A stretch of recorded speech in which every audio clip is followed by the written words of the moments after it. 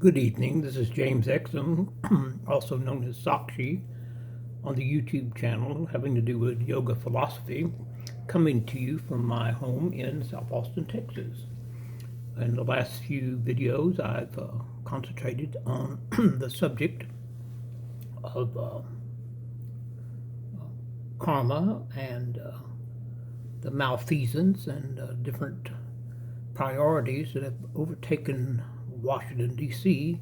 during this year since after the present administration came into power.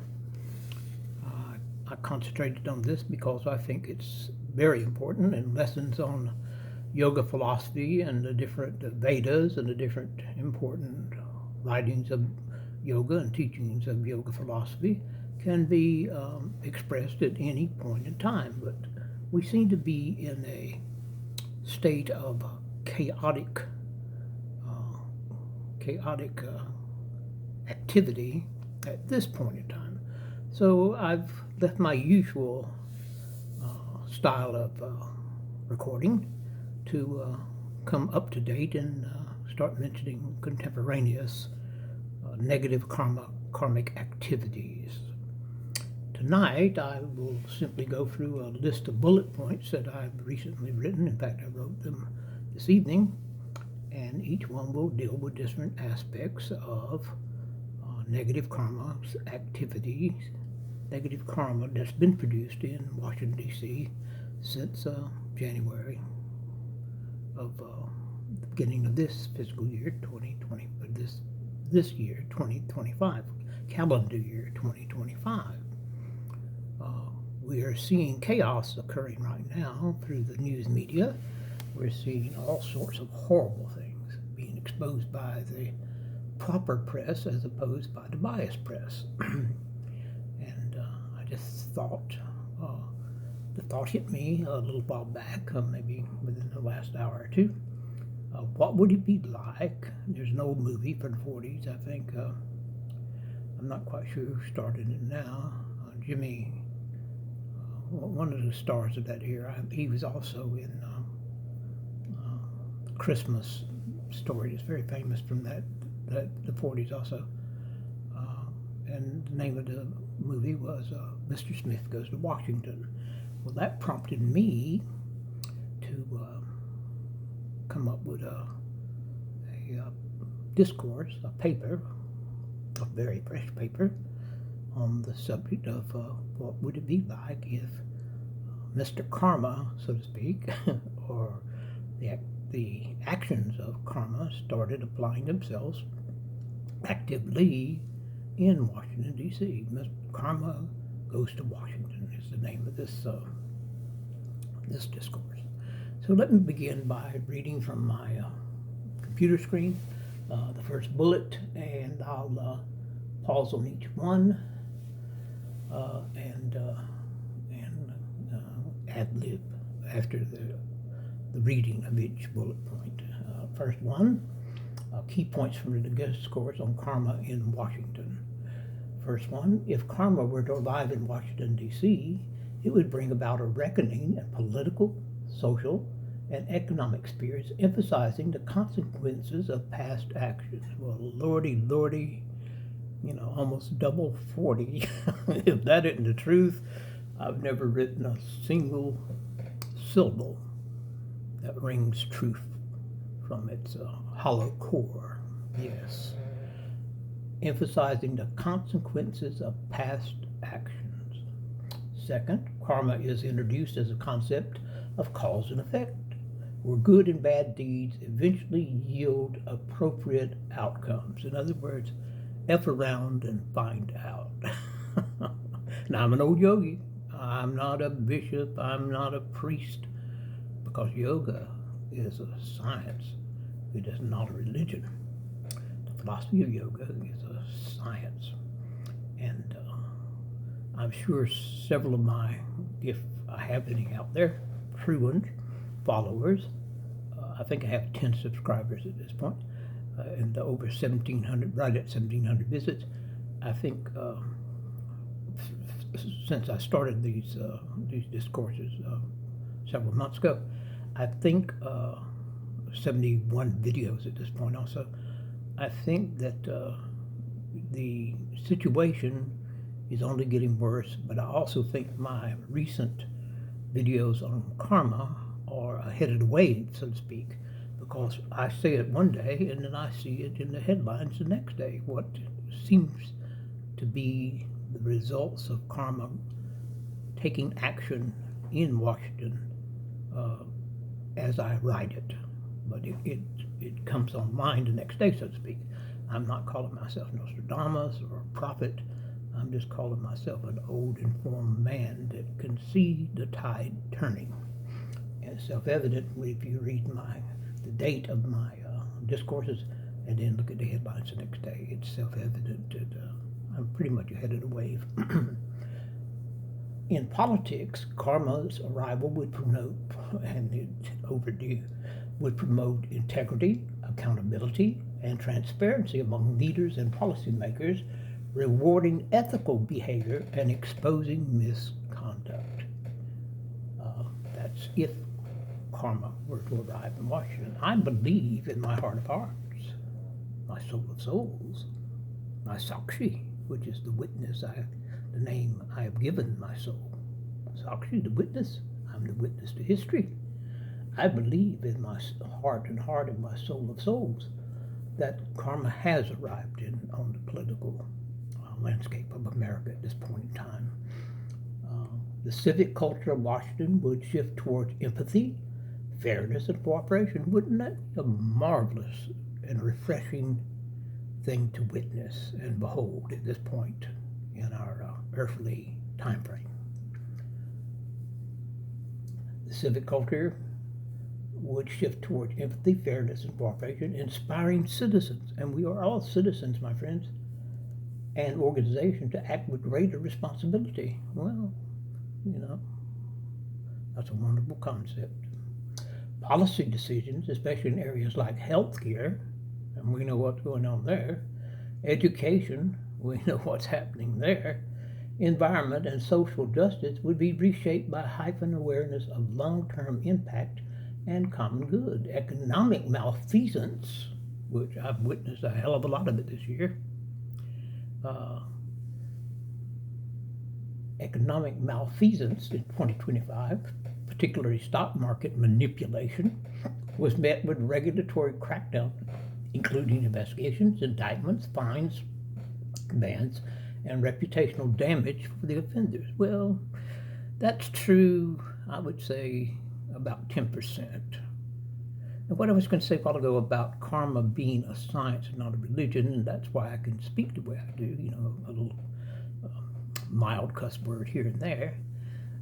It also came to me that a lot of my viewers may be saying, well, he started out with yoga philosophy, the history of yoga. He was definitely into yoga, still am, by the way, and just taking a break from it and speaking on the newsworthy subject of the day, because we are going into a new election cycle next year.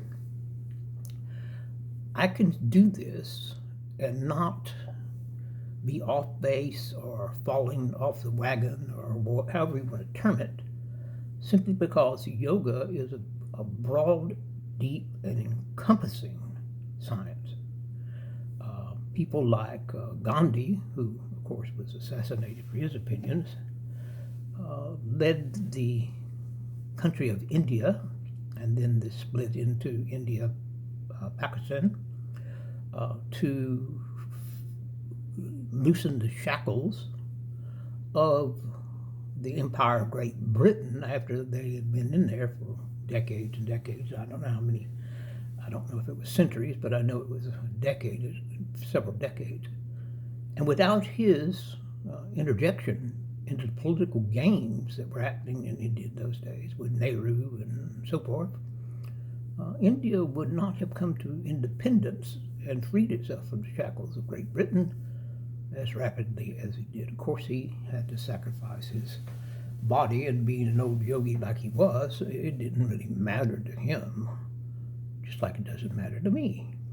The soul is on loan to the human body from Brahman, the creator, It comes with the first breath, it leaves with the last breath.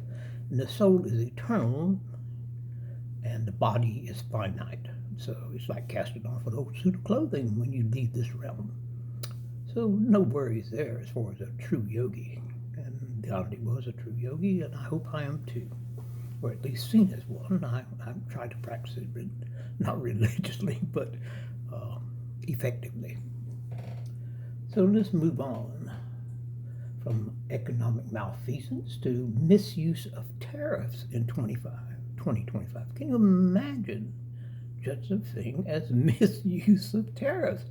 You know, it's bringing trillions of dollars of manufacturing plants and the building of this and that and the expansion of the hallways of the golden era are blossoming, you know, in front of our eyes, even as we witness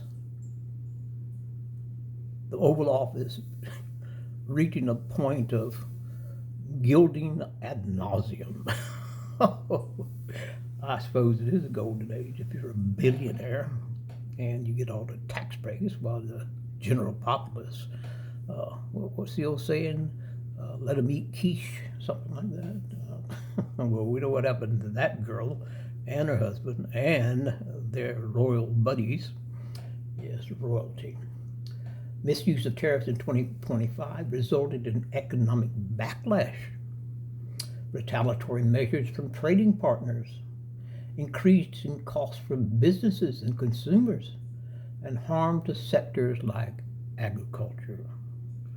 Oh, it's been a miracle for the economic landscape of America since our fearless leader-in-chief has opened his Wharton College economics course on the stock market and how it's going to change America and launch us from a third world nation, according to him, left to him by Joe Biden, into a glorious age of robber barons and robbing bankers. Yes. Lawmakers who enacted aggressive or poorly considered tariffs faced intense scrutiny and public criticism. Well, they should have faced more than that. They should have faced prison, illustrating that tactical economic decisions often have unintended negative consequences. Well, glory be.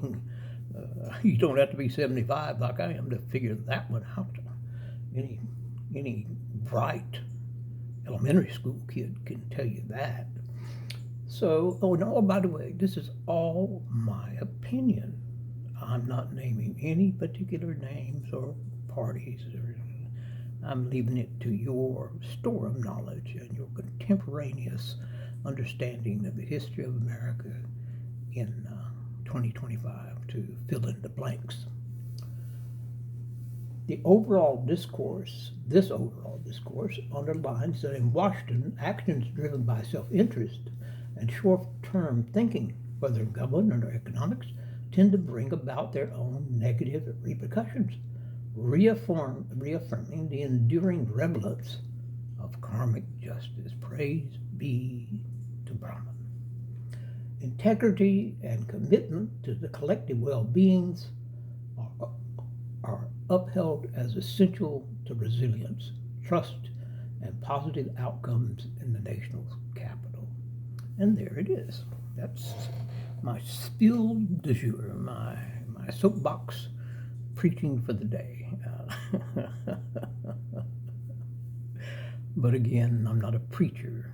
I'm a philosopher of yoga history and yoga tenets, the tenets of yoga. So let's close this down now. I want to stay under 15 minutes if possible. Be good to yourself, as I always say in closing. Be good to others and be good to strangers. And if you like this video, that's wonderful. I appreciate it, and I intend to do a few more of them on this subject. Not every day. I don't want to beat a horse to death that's already dead, to death, and then keep beating it after its death. I do want to keep my viewers aware of what's happening out there and inspire them to help with the movement. The movement being going back to American normalcy before the era of chaos that has been brought upon us by a would-be dictator, a would-be king, and his minions. So I'll close there. Thank you for listening. If you liked it, that's wonderful. If you didn't, that's okay. You know who I am now and where I am. To get to me, you simply type in youtube.com and then James Exum, E-X-U-M is his last name, and at youtube.com at James Exum, and then the last word is Sakshi, S-A-K-S-H-I. It'll take you immediately to my whole foray, my whole listings of videos. And that's the only advertisement I'll give to my account. Thank you for listening. Enjoyed visiting with you, and hope to see you in the next one. Good night.